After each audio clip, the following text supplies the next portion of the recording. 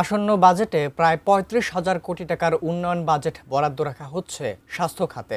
বিশেষজ্ঞরা বলছেন, মানুষের দুর্ভোগ কমাতে বাজেটের অর্থের কার্যকর ব্যবহার নিশ্চিত করতে হবে।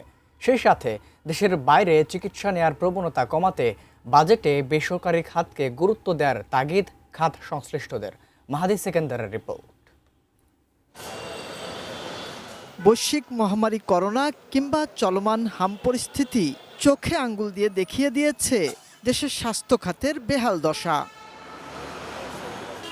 সরকারি হাসপাতালে সেবার অবহেলা আর বেসরকারি খাতে উচ্চ খরচে ২০২২ সালে দরিদ্র হয়েছে ৬১ লাখ মানুষ।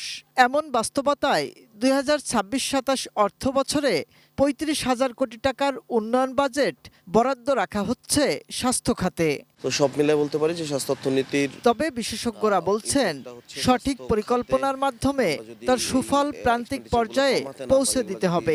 এগুলো যদি লাগাম টেনে ধরতে না পারি, হয়তো আরো ভবিষ্যতে আরো বেশি মানুষ যে সময় নিচে চলে যাবে, যেটা আমাদের দেশের জন্য, অর্থনীতির জন্য খুব একটা সুখকর হবে না।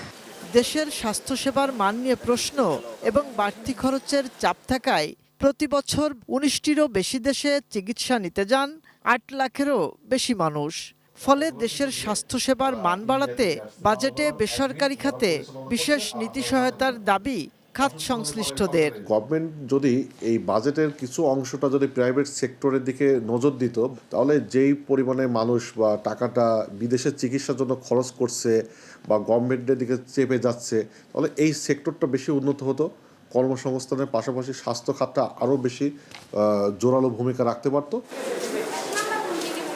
বিগত সময়ের অব্যবস্থাপনা থেকে বেরিয়ে স্বাস্থ্য খাতে বাজেটের অর্থের সঠিক ব্যবহারের তাগিদ দিয়েছেন বিশ্লেষকরা। বাজেট বড় ছোট আগেও দেখেছি বিভিন্ন সাইজের, কিন্তু আমরা বাজেট বাস্তবায়ন করতে পারি না। আবার যেটা হয়, খরচটা এটা খুবই একটা লো কোয়ালিটির, রিটার্ন খুব কম, কারণ ওখানে দুর্নীতি থাকে। স্বচ্ছতা এবং জবাবদিহিতাও নিশ্চিত করতে হবে, না হলে আপনি স্বাস্থ্য খাতের যে বাজেট বরাদ্দ দেওয়া হচ্ছে, সে বাজেট বরাদ্দ দিয়েও আপনার সরকার এবং রাষ্ট্র লাভবান হবে না। স্বাস্থ্যের পাশাপাশি পরিবেশ সুরক্ষায়ও বাজেটে বিশেষ গুরুত্ব দেওয়ার তাগিদ তাদের। যদি পরিবেশ প্রতিকূল থাকে, তাহলে তো মানুষ রোগাক্রান্ত হয়ে যাবে দিনে দিনে। মাহাদি সেকেন্দার, এটিএন নিউজ, ঢাকা।